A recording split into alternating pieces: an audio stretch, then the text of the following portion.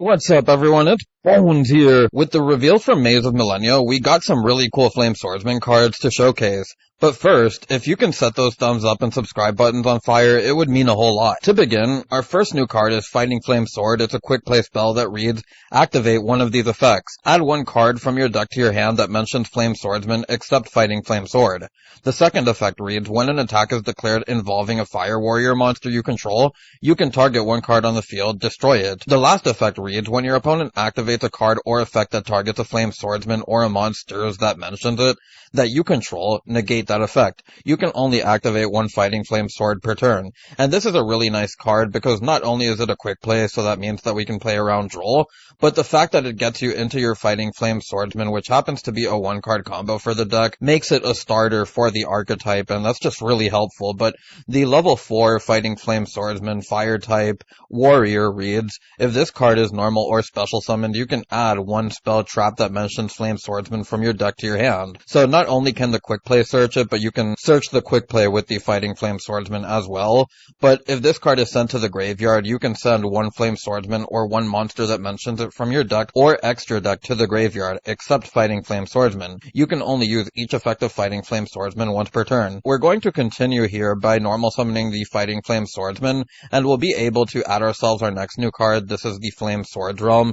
It's a continuous spell, and this kind of enables your plays here, as your opponent cannot activate cards or effects when you normal summon a Fire Warrior monster, and once per turn you can send one monster from your hand or face-up field to the graveyard as a cost, special summon one Flame Swordsman from your extra deck. This is treated as a fusion summon. Once per turn, when a monster declares an attack, you can target one warrior monster you control. Until the end of this turn, it loses exactly 1000 attack, but all other monsters you control gain 1000 attack. So we're going to continue here by activating it so that we can go into our regular Flame Swordsman, the old one, and we'll then be able to use the effect of the Fighting Flame Swordsman in order to send our next new card, Salamandra the Flying Flame Dragon. It's a level 2 fire dragon that reads, while this card is equipped to Flame Swordsman or a monster that mentions it, the equipped monster gains 700 attack, so not really a great effect, just an attack boost, but you can only use each of the following effects of Salamandra once per turn.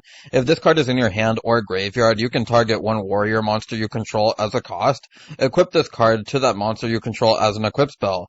If this card is sent to the graveyard, you can add one Salamandra spell trap from your deck to your hand. Now, the final effect is the most important one, but the second effect is also really important because you want to be able to equip the Salamandra onto your fusion monsters or your Flame Swordsman monsters, and in some cases you may want to equip it onto something else, which I'll go over on later in the video, but the one that really saves this card is the final effect in my opinion, as we're going to add ourselves our Salamandra fusion, and this is an equip spell equipped to a Fire Warrior monster. It gains 700 attack. If this equipped monster would be destroyed by battle or card effect, you can destroy this card instead.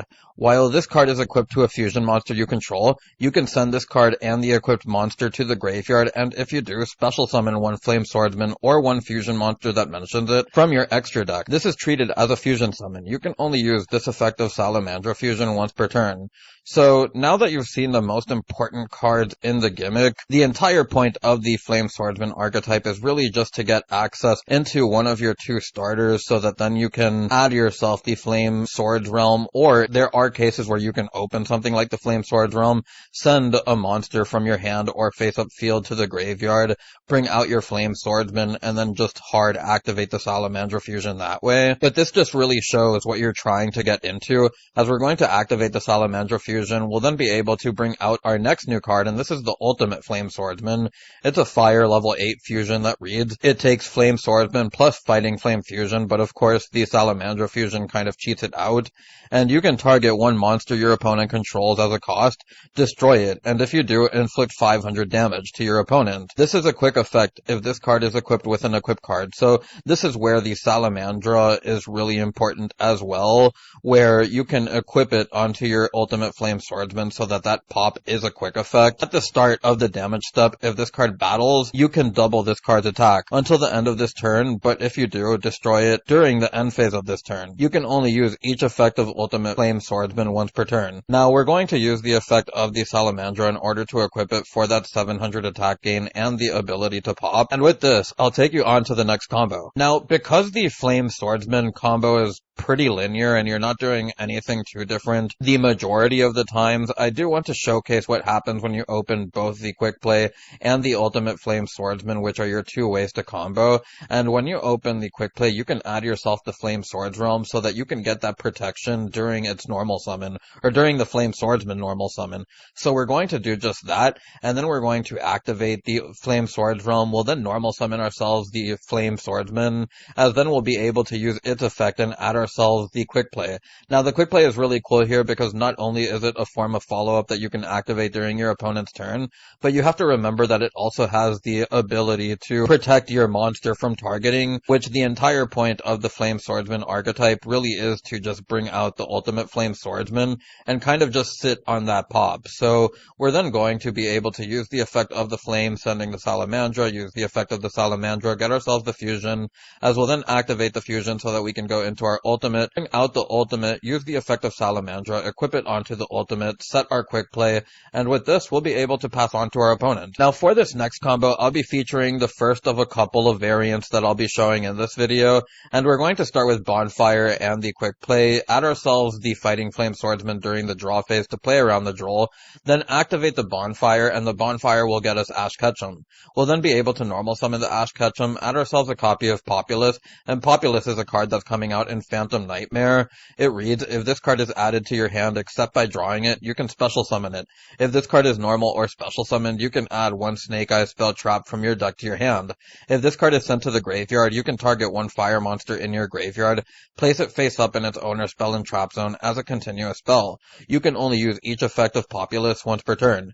Now we're going to continue here by special summoning the Populous, activating its effect in hand and on field so that we can get ourselves the original, and now we'll be able to use the effect of Ash in order to get ourselves the Flamber's Dragon. Now we can use the effect of Populous so that we have a face-up card in order to use the original, and then we can send away the Populous in order to bring out our Ricardetto. We can use the Flamberge along with the Ricardetto in order to go into our IP Masquerena, use the effect of Flamberge in order to get our two materials. There are a couple of ways that you can go about doing this play, and I'll go over through them with this combo and the next one, but we're going to then go into our Promethean Princess. We'll then use the effect of the Promethean Princess to bring back the Flamberge, go into our Swarm Ship, as we'll then be able to use the effect of Ricardetto, bring out the Fighting Flame Swordsman, use the effect of the Swordsman, grab ourselves the Swords Realm. From here, you've pretty much seen the rest, where it's just the one card combo that you have with the Fighting Flame Swordsman in order to get into your Ultimate Flame Swordsman so that you have that pop. So what this essentially gives us is the ability to have the Swarm Ship with the Promethean Princess in the graveyard. We have the pop from the Ultimate Flame Swordsman that is on either player's turn, but then the cool thing here is that the Flamber's Dragon can bring out the IP Masquerena during your opponent's turn after you put it in the spell and trap zone as a continuous spell during your own turn, so being able to get that access into SP Little Knight to be even an extra disruption or anything else that you choose to go to can be really helpful. You also have to remember that you'll get the additional bodies back from linking away and having this be sent to the graveyard as long as you don't get hit by something like Shifter. Now for the second iteration of this combo, we'll be starting again with the Fighting Flame Sword, and this will add us our Fighting Flame Swordsman. Then we'll activate our Bonfire in the main phase, as we'll be able to add ourselves the Ash Ketchum, and this combo is going to start a lot like the previous one, but we will be doing something a little bit different, as we're going to special summon out the Populous, use the Populous in order to get ourselves the original, use the Ash in order to bring out the Flamberge. From here we can then use the Populous so that we have that face-up card, activate the original, we'll be able to special summon out the Ricardetto, and now instead of going into IP or Sunlight Wolf, we're going to go into Crocosaur, use the effect of Flamberge, use the effect of Crocosaur in order to chain block it, which is really nice. So we get a draw, the ability to chain block the Flamberge, and now we have access into a Synchro 10 for the Baron. From here, we'll be able to protect our plays, but I guess the only downside is that the Populous ends up being turned into a Link Karibo, unless you have anything else to extend with so that you can go into a Masquerena or a Sunlight Wolf or whatever else you want to do.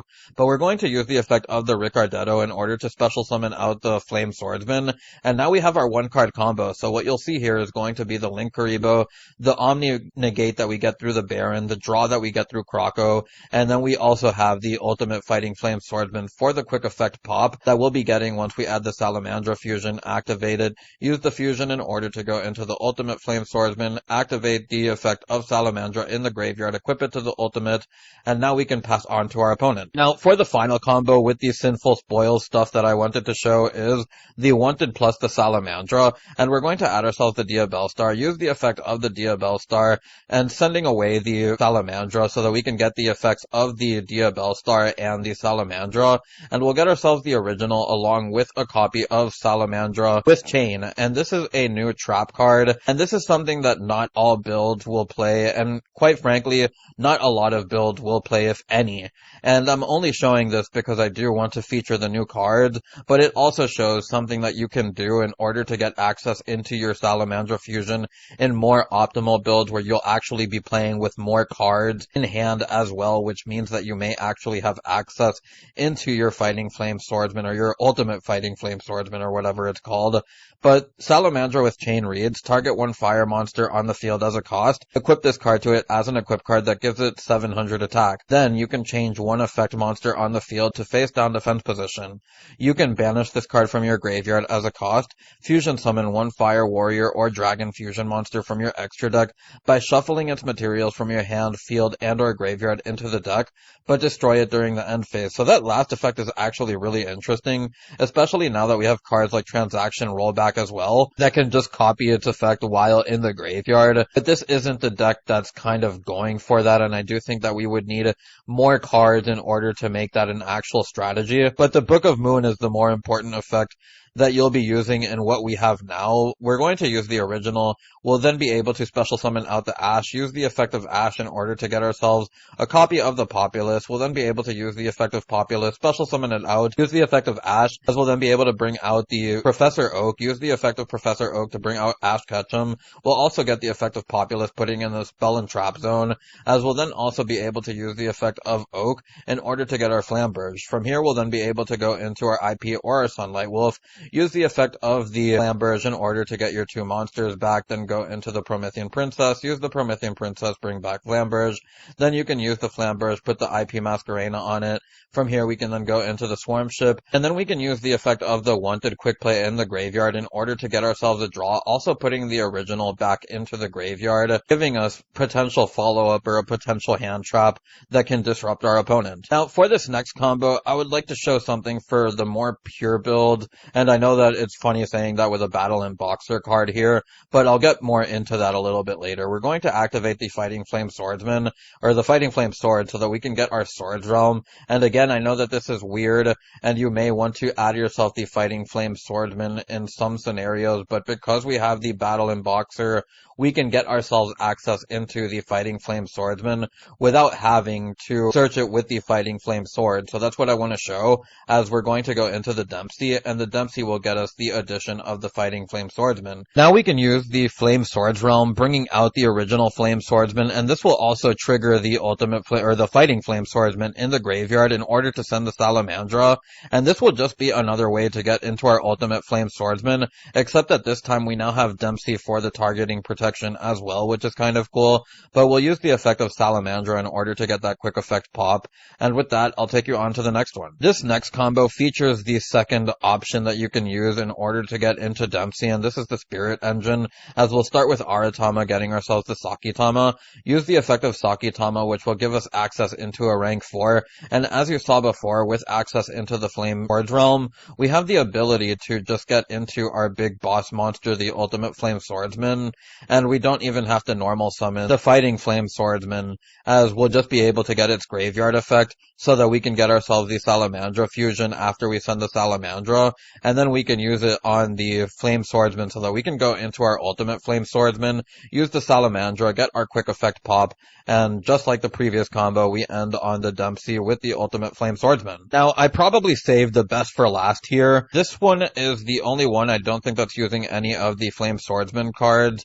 and you'll see why. We're going to start here with activating a Runic Quick Play, and this is only good if you have two Runic Quick Plays, a hand trap, it could be Effect Veiler or a Ghost Girl, but we're going to bring out our Hugin. We're then going to normal summon the Ash. We'll then go into the Roland, as we'll then be able to use the Roland effect. We'll then bring out another runic monster, in this case the Gary, and this will give us access into our Charles. So this is really funny because it means that you can now use the Roland and get access into Charlemagne, or Charles, and then we'll use the effect of Charles, equipping the Fernoble Charles to it. We'll go on to the end phase. We'll send away the Angelic Ring and add ourselves the Fighting Flame Swordsman. And another cool thing that happens here is that Charlemagne, copying the effect of Charles, will be able to get the Flame Swordsman from deck onto the Spell and Trap Zone as an equip spell, and will also be able to get the Angelic Ring. And another cool thing about this is that this triggers the pop that you get copied from the Charles effect, and that means that you can pop your Fighting Flame Swordsman in order to get its graveyard effect and thin out your deck by sending the Salamandra to the graveyard, and then adding yourselves the Salamandra fusion just to get one of your bricks out in deck. Now, in the previous combo, I mentioned that you can also do it with Effect Veiler or any other level 1 tuner, and we're going to start here by activating the Runic Dispelling, as we'll bring out the Gary, and this is exactly how you do it. Now we have access into a level 5. The difference is that we do have to play 2 copies of Gary for this one, just because you need the 2 level 4s in order to go into the Charles, as we're then going to use the effect of Charles, or the Roland, to equip it to Charles, go into our Charlemagne, use the effect of Charlemagne to equip Charles, go to the end phase, get our Angelic Ring, along with the follow-up of the Fighting Flame Swordsman, and that's just something really cool that you have here, as you can then get the Angelic Ring so that you have the Spell Negate, you also have a Spell Trap Negate, and then you have potential Runic Quick Plays, you also have the follow-up via the Fighting Flame Swordsman, also get the Salamandra Fusion off the Fighting Flame Swordsman in the graveyard, as well as the Salamandra in the graveyard in case you happen to want to equip it to your Fire Warrior to get it on field and potentially send it to the graveyard if you equip it to Charlemagne, or if the Fighting Flame Swordsman revolves, it just means that you can equip it onto your Fusion monster. So with all of the combos out of the way, we can get onto the deck profile, just the Ghost Girls, no Effect Veiler, and that's because I wanted to have space in order to play multiple copies of the Salamandra Fusion and the Flame Swords Realm, because when you're playing the Runic engine, you are playing heavily into relying on your second engine, which in this case is the Flame Swordsman, and if you only have one of the Flame Swordsman Fusion and the Flame Swordsman Ultimate Fusion, then you're really only going to be playing with one engine as games go on, and I just felt like that didn't make sense. Now that said, if you do want to play the Veilers in place of something else, the way that the format goes on from here on out with Photon, or with Phantom Nightmare coming out, is going to change, so that's very important to note. And if you do play Veiler, that means you can play stuff like Chaos Angel and the Baron, because you do play the Sleipnir. And I would also like to talk about the rank 4s I chose with Abyss Dweller and number 41. I just felt like these were the best ways to combat other decks, though you can play Dempsey if you would like another way to get into your Flame Swordsman. With all that adding going on, Joel is as important of a weapon as it is a potential weakness, and that is something I would like to highlight, but I'm not going to go over the Runic version too much, as I would like to go over the other versions since this one is just super straightforward. So I'll just get onto the card by card for this one, but we have the 3 Fighting Flame Sword, the 3 Fighting Flame Swordsman, the 2 Salamandra, the 2 Salamandra Fusion, the 2 Flame Swords Realm, the 1 Storm, the 1 Dispelling, the 2 Fountains, the 3 Tips, the 3 Curse, the 3 Destruction, the 3 Flames, and the 3 Slumber. We have the 3 Ash, the 3 Bell, which can also be the Moonlit Chill if you want the effect negation, Rhoda, along with the Called By, which this was card number 40. If there's something else that you want to play in place of this, that is definitely an option. And then there's the Angelica's Ring, which you can also choose to either side or main, but I just think having access into the Charles play with just a hand trap and 2 of your runic spells is pretty important in regards to the consistency of the deck, as some hands may just not be great at all, where you happen to draw something like duplicates of hand traps with 2 runic quick plays and something like a Called by the Grave or the Angelica's Ring and stuff like that. There's also Salamandra or your Salamandra Fusion, which cannot be the greatest draws as well. For the extra deck, we have the Typhon, the number 41, the Abyss Dweller,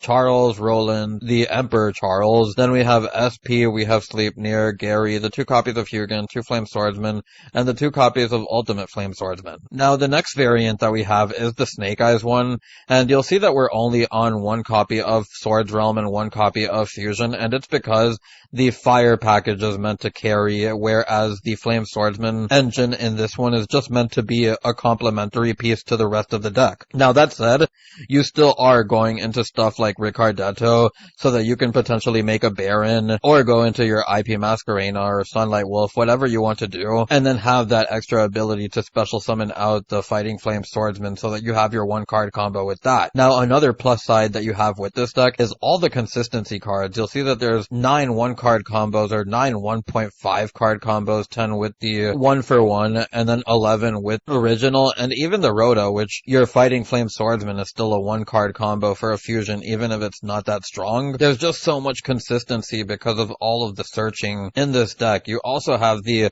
ability to normal summon Populace, get yourself the original Sinful Spoils that way, as well as Ash not being a completely dead draw, because if you have a face-up card that you can send off of it, you can special summon out your Ash, and Ash gets you Populace, and you just go on from there. So I think that this is the version that probably has the highest upside, though probably not the most fun for some people, and definitely not the most budget either. Now, unlike the Runic version, because we don't have all the Runic quick plays, we have some space for going second cards here. The extra deck is a little bit more packed because you do have the Crocosaur and the Baron, so that you can continue your plays with protection, and I understand that some people may opt to take this out because of the extra deck space, especially when you consider the Ultimate Flame Swordsman and the Flame Swordsman taking up 2 extra slots, and then there's stuff like the Zealantis and the Raging Phoenix, the Promethean Princess, the Heat Soul. All of these are things that you may want to make options on because they're really played in a lot of the fire decks, and I just don't think that they'll be cut in many either, which is why I just think it's worth bringing to your attention if you plan on playing this version of the deck. Now, I did forget to read the Promethean Princess, and it takes 2+ effect monsters. You cannot special summon monsters except fire monsters.